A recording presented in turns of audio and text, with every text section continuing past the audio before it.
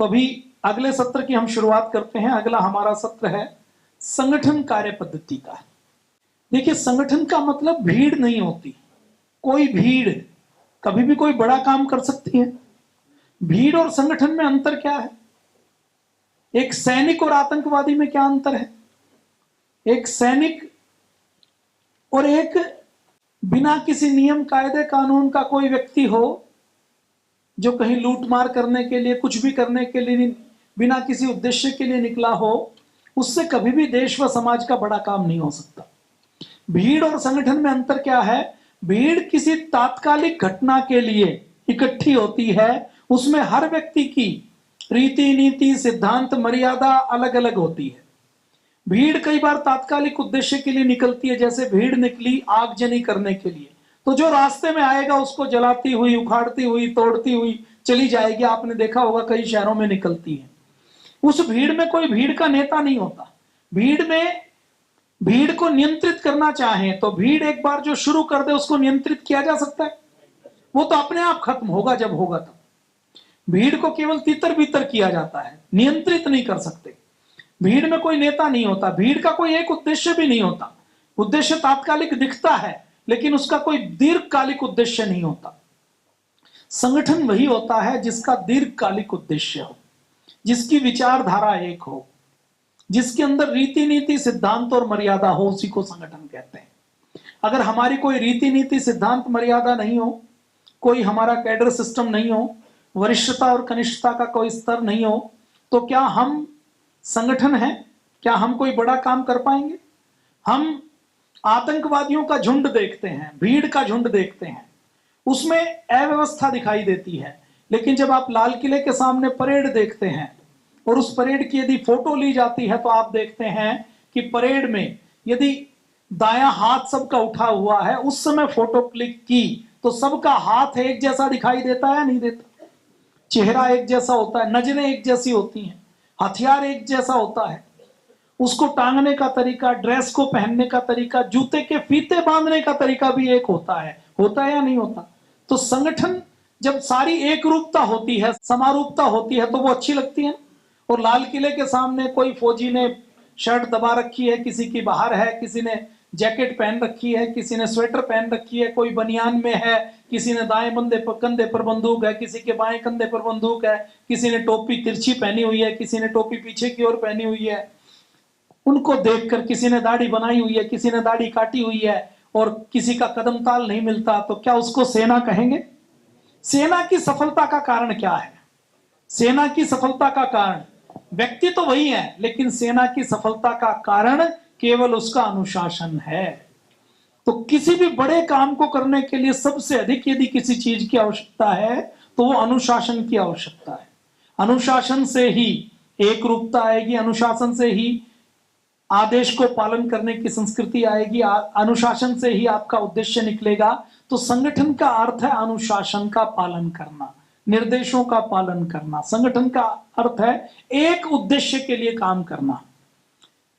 आप यहां पर आए हैं, आप सबका अलग अलग उद्देश्य हो, तो आप में से जाकर कोई कुछ करेगा, कोई कुछ करेगा। लेकिन अभी हम अगर पतंजलि योगपीठ परिवार के सदस्य हैं, भारत स्वाभिमान पतंजलि योग समिति के सदस्य हैं, तो हमारा उद्देश्य एक उद्देश्य है। वो उद्देश्य कुछ हमारे तात्कालिक काम है, कुछ हमारे दीर्घकालिक काम है, लेकिन सारे कामों के अंत में जो परिणाम निकलेगा वो हमारे उद्देश्य को पूर्ण करने वाला हो। जैसे सेना का क्या उद्देश्य है? सेना का उद्देश्य है देश की रक्षा करना।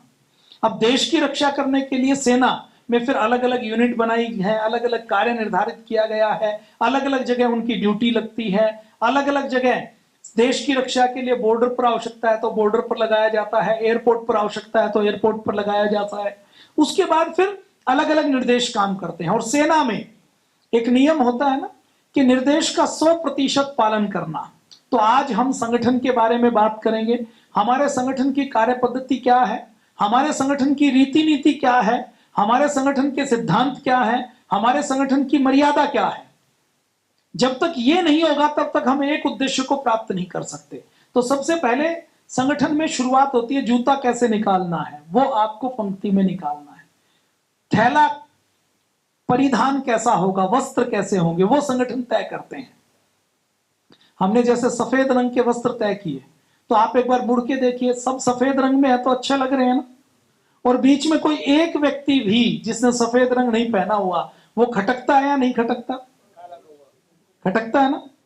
तो अभी संगठन की कार्य पद्धति की बात करते हैं। जब हम संगठन की बात करते हैं तो हमारा उद्देश्य क्या है?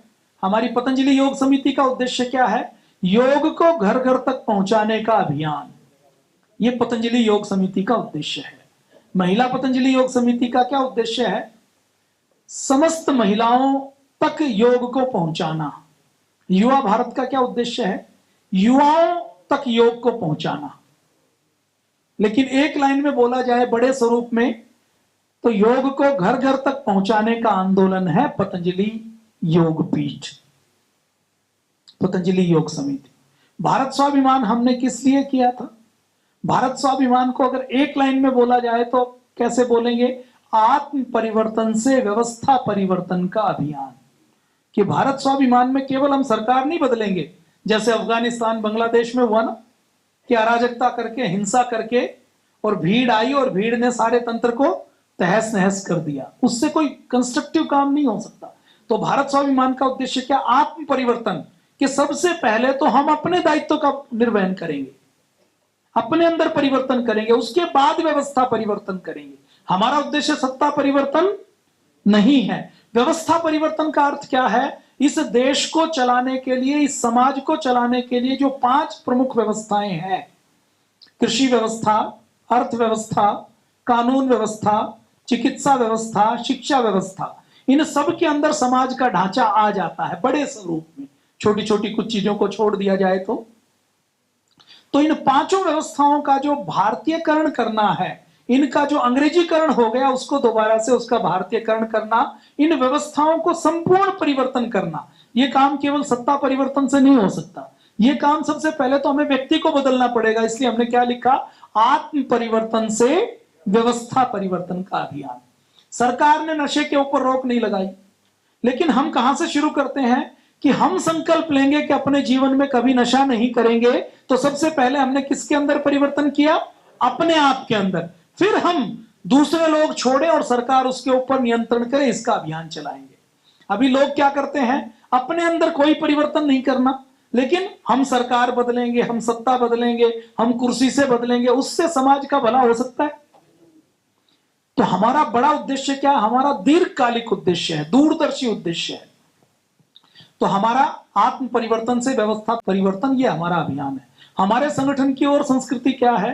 करिष्य वचनम तव की संस्कृति है। हमारे संगठन में जो वरिष्ठ का निर्देश है उसका 100% पालन करना।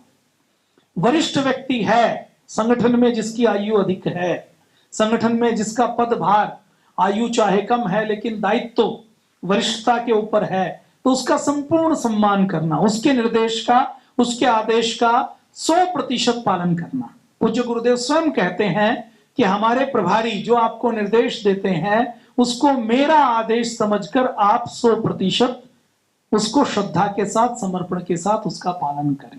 तो आपको अपने तहसील प्रभारी का, जिला प्रभारी के, राज्य प्रभारी के निर्देश का, आदेश का 100% पालन करना है। अपने संगठन में इलेक्शन नहीं होता, अपने संगठन में सिलेक्शन होता है। इलेक्शन और सिलेक्शन में क्या फर्क है? इलेक्शन में तो झुंड या समूह लोगों को बहुमत के आधार पर चयन करता है, और सिलेक्शन में जो हमारे आदर्शों, वाणी, व्यवहार और जो हमारे मापदंडों के ऊपर खरा उतरता है, वरिष्ठ व्यक्ति या गुरु का प्रतिनिधि उसका चयन करके उसको सेवा का दायित्व देता है। हमारे संगठन में किसी के पास कोई अथॉरिटी नहीं है, किसी के पास कोई पावर नहीं है। हमारे संगठन में सबके पास सेवा का उत्तरदायित्व है, जो हमें निष्काम भाव से बिना किसी स्वार्थ के उसका निर्वहन करना है। हम संगठन में काम करते हैं तो हमारे संगठन का कोई पदाधिकारी, कोई कार्यकर्ता किसी ठेका, कोटा, परमिट के लिए काम नहीं करता। हम किसी स्वार्थ के लिए काम नहीं करते। हम अपने संगठन से इसलिए जुड़े हैं, पतंजलि से इसलिए जुड़े हैं, हम पतंजलि के माध्यम से इस देश को, इस समाज को अच्छा बनाना चाहते हैं और मानवता की सेवा करना चाहते हैं। यह हमारा उद्देश्य है। हमारे संगठन की संस्कृति करिष्य वचनम तव की संस्कृति क्यों है? आप में से कोई व्यक्ति कह सकता है कि चर्चा होनी चाहिए, बहुमत होना चाहिए, वोट पड़नी चाहिए, फिर कोई बात निर्णय मानना चाहिए। तो हमारे यहां हम गुरु आज्ञा का 100% पालन करते हैं। हमारे गुरु पूर्ण विवेकशील और जागृत गुरु हैं। देश काल परिस्थिति को समझकर जो वो निर्देश दें उसका हमें 100% पालन करना है। गुरु जी कई बार डायरेक्ट निर्देश देते हैं, कई बार वो इस संगठन में सर्वोच्च स्तर पर हम 3 मुख्य केंद्रीय प्रभारी पूज्य स्वामी जी महाराज के आदेशों और निर्देशों का केंद्रीय स्तर पर, राज्य स्तर पर जो हमारे प्रभारी हैं उनको हम लिखित या मौखिक रूप से देते हैं और वो फिर आगे उन निर्देश और संदेश को राज्य कार्यकारिणी में जिला प्रभारियों को देते हैं और जिले से वो संदेश निर्देश तहसील प्रभारी, प्रखंड प्रभारी, खंड प्रभारी या कार्यकर्ताओं को, योग शिक्षकों को दिए जाते हैं। तो ये हमारे यहां निर्देशों की संस्कृति है। करिष्य वचनम तव का पालन क्यों करना है? करिष्य वचनम तव का पालन इसलिए करना है कि संगठन में सबकी भावना अच्छी है, लेकिन यदि हम निर्देशों का 100% पालन नहीं करते तो संगठन को सफलता नहीं मिलती। 1857 की क्रांति आपको याद है? 1857 की क्रांति में 31 मई को क्रांति शुरू करनी थी। मंगल पांडे नाम का एक क्रांतिकारी था, समर्पित क्रांतिकारी था, जान भी देना चाहता था, कोई स्वार्थ भी उसका नहीं था, उसके समर्पण में कोई कमी नहीं थी। तो उस मंगल पांडे नाम के क्रांतिकारी ने 31 मई से पहले 9 मई को जब उसको पता लगा कि कारतूस में चर्बी लगी हुई है तो उसको गुस्सा आ गया, उसने अपनी बंदूक निकाली और 2 अंग्रेजों को मार दिया। उसने अच्छा किया या बुरा किया? काम तो अच्छा किया, लेकिन संगठन की दृष्टि से उस काम का परिणाम अच्छा नहीं हुआ। उसने अंग्रेजों को मारा, अच्छा है, अंग्रेजों को मारना चाहिए, लेकिन नीति क्या कहती है कि अंग्रेजों को कब मारना है?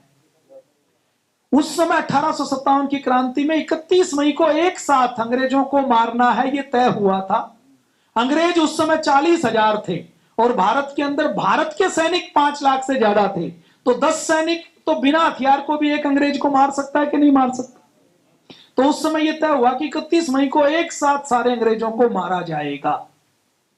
लेकिन मंगल पांडे ने 9 मई को गोली चलाई तो अंग्रेजों को पता लग गया कि क्रांति होने वाली है। 31 मई को अंग्रेजों को मारा जाएगा, विद्रोह किया जाएगा। तो अंग्रेजी सेना ने अपने अंग्रेज अधिकारियों को छुपा दिया, हथियारों को रखवा दिया और सारी क्रांति का दमन कर दिया।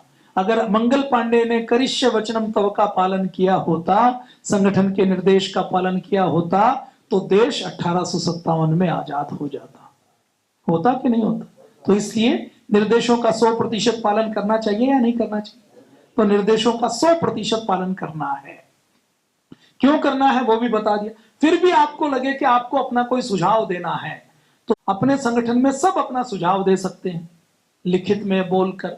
एक बार आपने सुझाव दे दिया और फिर भी निर्णय वही रहता है तो उसके बाद कोई किंतु परंतु नहीं, फिर संगठन के निर्देश का पालन करना। आप कार्यकर्ता है, आपने जिला प्रभारी को सुझाव दे दिया, जिला प्रभारी ने राज्य प्रभारी को दे दिया, आपने अपने सुझाव को मुख्यालय तक भिजवा दिया। आज तक तो सबके व्हाट्सएप नंबर है, सबके पास चिट्ठी लिखने का, मेल करने का है। लेकिन एक बार आपने सुझाव अपना पहुंचा दिया और उस सुझाव में यदि निर्णय नहीं बदलता तो उस निर्देश का पालन करना है। ये हमारी संस्कृति है। हमारे जो कार्यकर्ता हैं वो कैसे कार्यकर्ता होंगे? हाँ, कार्यकर्ता को देखकर संगठन की पहचान होती है ना, होती या नहीं होती? तो कार्यकर्ता हमारे कैसे होंगे? हमारे कार्यकर्ता को देखकर संगठन की पहचान होगी, संगठन का पता लगेगा। कोई आतंकवादी है, उसके संगठन से कोई जुड़ा हुआ है तो आतंकवादी को देखते ही पता लग जाता है। बिखरे बाल होंगे, लबादा सा पहना हुआ होगा, किसी से भी झगड़ा करेगा, मारेगा, पीटेगा, बम विस्फोट करेगा, किसी की हत्या करेगा, उसको देख के पता लग जाता है।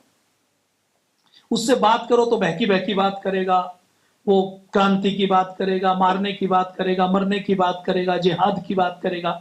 हमारे कार्यकर्ता की पहचान क्या है? हमारे संगठन में जो कार्यकर्ता हैं वो अपने व्यक्तिगत जीवन में सप्त सिद्धांत और सप्त मर्यादाओं का पालन करेंगे। लिख लीजिए, सप्त सिद्धांत और सप्त मर्यादाएं। हमारे सप्त सिद्धांतों में पहला सिद्धांत है राष्ट्रवाद। हम अपने व्यक्तिगत स्वार्थ से, व्यक्तिगवाद से पहले जातिवाद से पहले, क्षेत्रवाद से पहले, मत पंथ और संप्रदायवाद से पहले किसको रखेंगे? राष्ट्र को रखेंगे। हमारे लिए राष्ट्र प्रथम है, तो हमारा प्रत्येक कार्यकर्ता राष्ट्रवादी होगा। दूसरा हमारा सिद्धांत है पराक्रमशीलता। हमारा एक एक कार्यकर्ता पराक्रमी होगा। अभी इस देश के अंदर जो हानि हो रही है वो पराक्रमशीलता ना होने के कारण हानि हो रही है। सड़क पे किसी का एक्सीडेंट है, कोई छेड़ता नहीं कि कहीं मेरा केस ना हो जाए, कहीं कोई आवाज उठाने की बात हो, तो पराक्रमशीलता नहीं है। मैंने सुबह कहा था ना कि इस देश के अंदर लगभग 10 लाख से लेकर 30 लाख तक साधु सन्यासी हैं, लेकिन पराक्रमी नहीं है, बोलना नहीं चाहते, नशे का विरोध नहीं करना चाहते, शराब का विरोध नहीं करना चाहते, भ्रष्ट नेताओं का विरोध नहीं करना चाहते। मैं जानता हूं जब हमने आंदोलन किया रामलीला मैदान में, तो एक दो ऐसे बड़े संत हैं, उनको कहा कि आप भी आकर सहयोग दीजिए, टीवी के ऊपर आपके भी लाखों फॉलोवर हैं, वो लोग भी लगेंगे तो देश के अंदर अच्छा होगा। तो उनके दस्त लग गए थे। सच्ची बात है ये, नाम तो नहीं बताऊंगा मैं आप लोगों के सामने, लेकिन ये सच्ची बात है। तो इसलिए उन क्यों लगे? क्योंकि पराक्रमशीलता नहीं है। एक अच्छा काम है, हम मानते हैं कि अच्छा काम है, लेकिन भय लगता है इसलिए बोलते नहीं है। पूज्य स्वामी जी महाराज पराक्रमशील है, इसीलिए सुप्रीम कोर्ट तक पंगे लेते रहते हैं। तो हमारे कार्यकर्ता के अंदर पराक्रमशीलता हो। अच्छा, पराक्रमशीलता तो हो, लेकिन उद्दंडी नहीं हो, गुंडागर्दी नहीं हो, अनुशासनहीनता नहीं हो। पराक्रमशीलता और उद्दंड होने में, दोनों में अंतर है। पराक्रमशीलता के साथ हमारा कार्यकर्ता विनयशील भी होगा। पराक्रमशीलता होती है सिद्धांतों के प्रति अडिग रहना, उद्दंडी होना पराक्रमशीलता नहीं है। बम विस्फोट करना, आतंकवादी होना पराक्रमशीलता नहीं है, वो तो मूर्खता है। तो हमारा कार्यकर्ता तीसरा सिद्धांत विनयशील होगा, सबका सम्मान करेगा, सबके आगे झुकेगा, सबका यथायोग्य सम्मान करेगा, छोटों को भी प्रेम से बोलेगा, तो विनयशील रहेगा। कोई बात कहनी है तो चीखना चिल्लाना पराक्रमशीलता नहीं है। अभी संगठन में बैठक चल रही है और कोई व्यक्ति उठकर चीखने चिल्लाने लग जाए, सब्जी के अंदर तो नमक कम था, ये पराक्रमशीलता है क्या? दूरदृष्टि के साथ सोचना है। तो तीसरा सिद्धांत है विनयशीलता, हमारा कार्यकर्ता विनयशील होगा। चौथा सिद्धांत है दूरदर्शिता, हमारा कार्यकर्ता दूरदर्शी होगा। हम जो काम करते हैं वो दूरदर्शिता के साथ करते हैं। जैसे संगठन हमने बनाया है तो दूरदर्शिता के साथ बनाया है। संगठन ये नहीं कि किसी स्टेट में कोई एमएलए एमपी बन जाए तो हमारा काम खत्म हो जाए।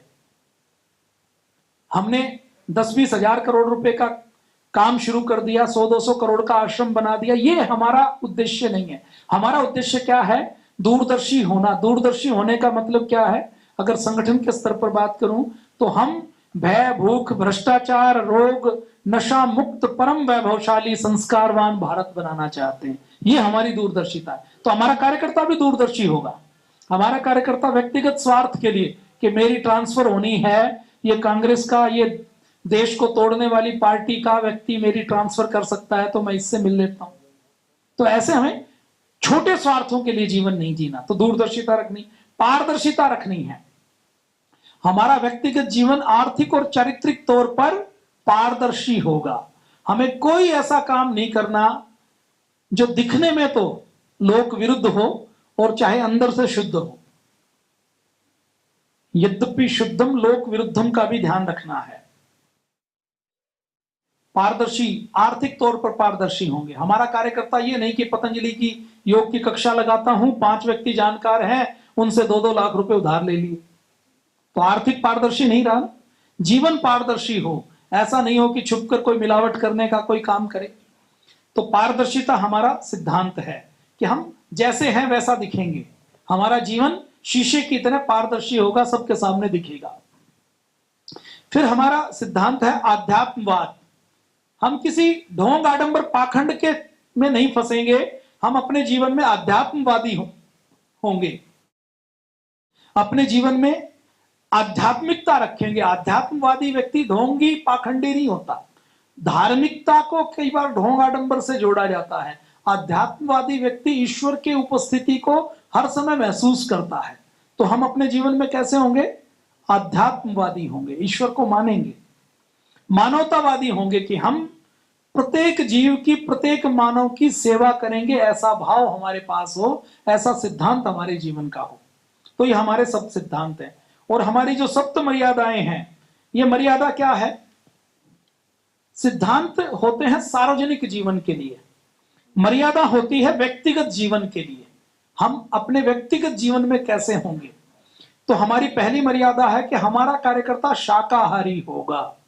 आप में से कोई व्यक्ति अभी तक अंडे, नॉनवेज, कभी किसी पार्टी में बियर शियर पी लेते थे, तो आज से आपको, अभी आप गुरु के आश्रम में आ गए हैं, आपको अपने जीवन में कभी भी मांसाहार नहीं करना। कोई एक आध व्यक्ति है ऐसा जो कहता है जी आज से छोड़ के जा रहे हैं? कौन कौन है जो आज संकल्प लेता है कि यहां से छोड़ के जा रहे हैं? 2 व्यक्ति हैं, अच्छी बात है, एक बार खड़े हो जाएंगे, एक बार जोरदार करतल ध्वनि से इनका अभिनंदन। शुभ काम का जब हम सार्वजनिक संकल्प लेते हैं तो हमें बल मिलता है उसका पालन करने का। जब हम संकल्प लेते हैं ना, तो हमारा तन मन तैयार हो जाता है उस संकल्प का निर्वहन करने का। तो आपका बहुत बहुत अभिनंदन है। देखिए, भारत में अभी 45% लोग नॉनवेज खाते हैं, वो समाज के बीच के ही हैं, उनको भी हमें शाकाहारी बनाना है और अपने व्यक्तिगत जीवन में शाकाहार का पालन करना है। हमारी दूसरी मर्यादा, बैठ जाइए, बहुत अभिनंदन है, निर्व्यसनी। हमारे जीवन में कोई व्यसन नहीं हो। ये नहीं कि हम रोज रात को दारू पिए, बियर पिए, गुटखा खाएं, सुरती खाएं, तंबाकू खाएं, पान मसाला चबाएं। तो हमारा कार्यकर्ता कैसा होगा? निर्व्यसनी होगा, उसको कोई व्यसन नहीं होगा। हमारा कार्यकर्ता स्वस्थ होगा। ये किसी संगठन में आपको ये नियम नहीं मिलेगा। पुलिस में भी ये नियम नहीं है कि पुलिस वाला एक बार भर्ती होने के बाद स्वस्थ हो गया, बीमार होगा। जो बीमार हो जाता है कि मोटा पेट है तो चलो इसको पुलिस लाइन में लगा दो, इसको एसपी ऑफिस में लगा दो, इसको क्लेरिकल काम दे दो, ये दौड़ के किसी चोर को नहीं पकड़ सकता तो इसको नॉन टेक्निकल काम दे दो। लेकिन अपने संगठन में ये नियम है कि आप स्वस्थ रहेंगे, क्योंकि आप स्वस्थ होंगे तभी परिवार की, तभी देश की सेवा कर पाएंगे। तो व्यक्तिगत जीवन में आपको स्वास्थ्य की मर्यादा का पालन करना है। अपवाद स्वरूप छोड़कर आप रोगी ना हो, ये आपको जीवन में मर्यादा रखनी है। रखनी चाहिए कि नहीं रखनी चाहिए? आपको अपना खान पान ऐसा करना है, अपनी दिनचर्या ऐसी करनी है, आपको रोज योग करके अपने जीवन को स्वस्थ बनाना है। चौथा हमारा सिद्धांत है समर्थ रहना।